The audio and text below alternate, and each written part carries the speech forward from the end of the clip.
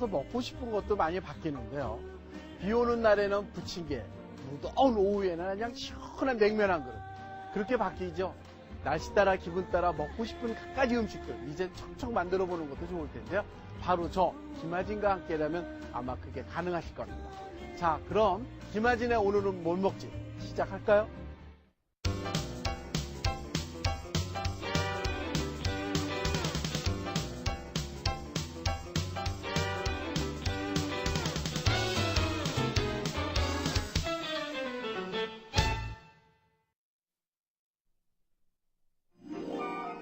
오늘의 첫 번째 요리, 사과 충건피 튀김. 사과 2개, 충건피 8장 준비하시고요.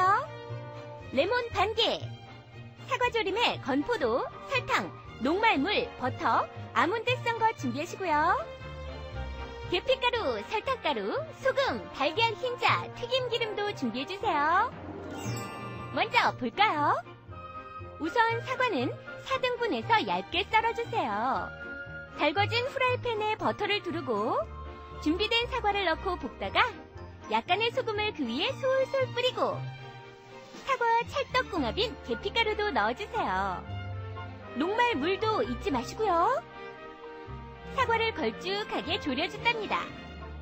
졸인 사과는 식혀서 펼쳐놓은 충건피에 듬뿍 얹어주세요.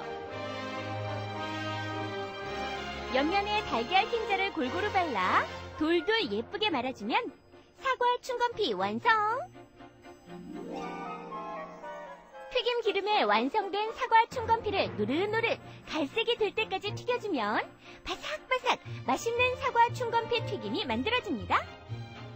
잠깐 설탕가루를 뿌리는 거 잊지 마세요. 사과 충건피 튀김 맛있어 보이죠?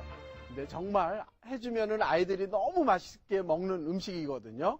자, 그럼 요새 사과가 아주 그냥 알맞게 달게 잘 익었는데요. 그걸 어떻게 손질을 하느냐면 사과를 이렇게 4분의 1쪽을 낸 걸 갖다가 씨 제거한 다음에 껍질을 벗기는 거예요. 껍질을 이렇게 벗긴 다음에 얄팍얄팍하게 썰으시면 되거든요. 자, 사과 껍질 벗길 때는 얇게 벗겨야 돼요. 어른들 보시면 에라 살림 못한다 그리고 야단치실 건데 얇게 벗겨서 이렇게 준비하시고요. 그 다음에 사과를 이렇게 얄팍얄팍하게 썰어주시면 좋을 것 같아요. 얄팍얄팍하게 썰어서 준비. 오늘 사과 충건피 튀김은요, 애플파이 맛하고 비슷하다고 생각을 하시면 좋을 텐데 왜 집에서 애플파이 만들려면 너무 힘들고 번거롭잖아요.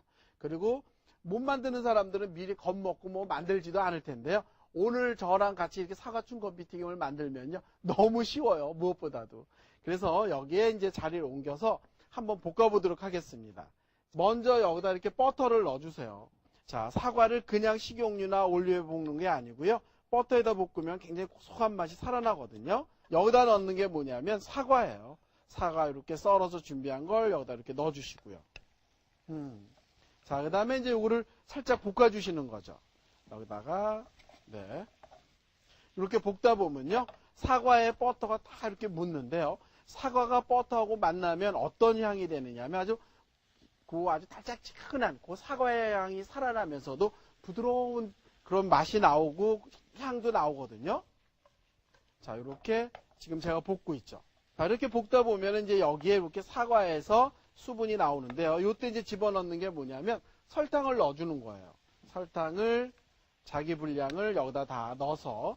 자, 그 다음에 소금은 어느 정도 넣느냐면 소금은 조금만 넣을 거거든요. 왜 그러냐면 네, 소금이 너무 많이 들어가게 되면 짜고 이렇게 단맛이 나는 거는 소금이 조금만 들어가면 그 단맛이 더 살아나거든요. 그래서 소금을 조금만 넣는 겁니다. 뭐 간이 되라고 넣는 것보다는. 자, 그 다음에 여기다 또 이렇게 한번 저어주세요. 여기다가 이런 식으로 이렇게 저어서. 네, 그러면 이제 사과가 이렇게 버터에 익으면서 이렇게 졸여지는데요. 이때 불 높이는 너무 센 불에서 중불로 넘어가면 좋을 것 같아요. 중불에서 또 약불로 이렇게 넘어가면서 이렇게 졸이게 되면요. 사과에서 수분이 나와가지고 이렇게 자작자작하게 졸여지거든요. 자, 여기에 보시기에 후라이팬 안을 들여다보시게 되면요. 지금 사과에서 수분이 나와가지고 요 정도로 수분이 생겼어요. 요 정도로 수분이 생기면 계피가루, 네, 요새 커다란 마트나 이렇게 커다란 가게 같은 데 가면 계피가루 팔거든요.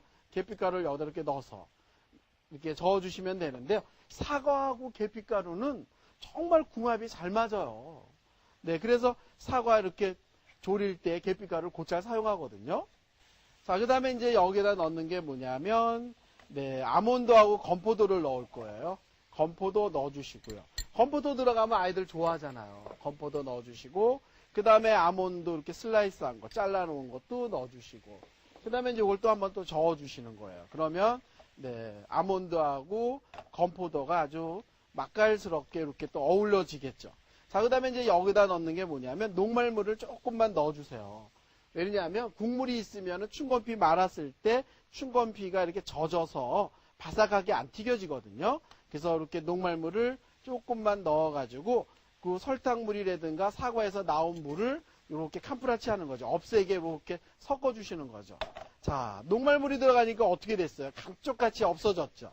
네, 그래서 이렇게 감쪽같이 없애서 네, 이렇게 준비를 하면 됩니다. 그런데 이때 녹말물이 너무 덜 들어간 것 같다는 생각이 드시면은 더 집어넣어도 상관은 없거든요. 자, 그러면 이제 접시에 그러니까 꺼내서 차게 식힌 다음에 춘건피를 말아야 되거든요. 뜨거울 때 춘건피에 사과를 이렇게 졸인 것을 말게 되면요. 네, 이렇게 춘건피가 눅진눅진해져서 바삭하게 튀겨지지 않는다는 얘기예요. 자, 요 정도 쏟아서. 그 다음에 이제 식힐 때는 어떻게 하느냐면요.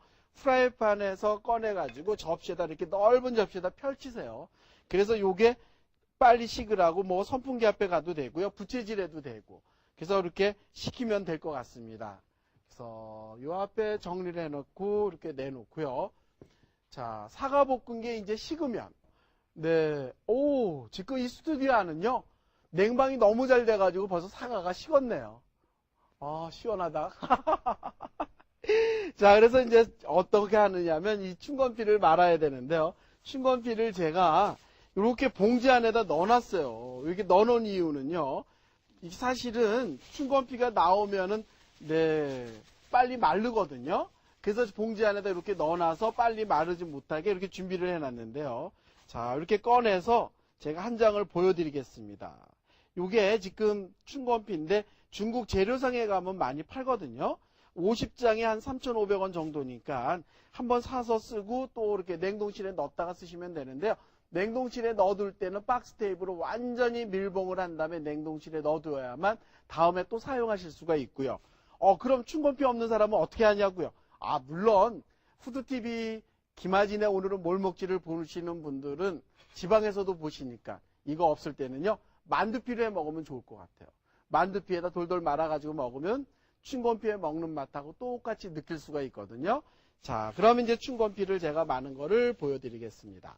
자, 춘건피 한 장을 이렇게 칼도마나 접시 같은 데 올려놓으면 되는데요. 이렇게 칼도마가 깨끗하면 칼도마에다 올려놓으시고요. 아니면 뭐 이렇게 접시를 놓고 이렇게 올려놓으셔도 상관은 없어요. 자, 이렇게 올려놓으시고요. 그 다음에 이제 여기다 넣는 게 뭐냐면 사과 졸인 거를 이렇게 넣으세요. 사과 졸인 거를 여기다 이렇게 올려놓으시면 되는데 듬뿍 올려서 많이 올려놓는 게 좋을 것 같아요. 아무래도 속이 많아야 먹을 게 많거든요. 자, 이렇게 듬뿍 넣어주시고요.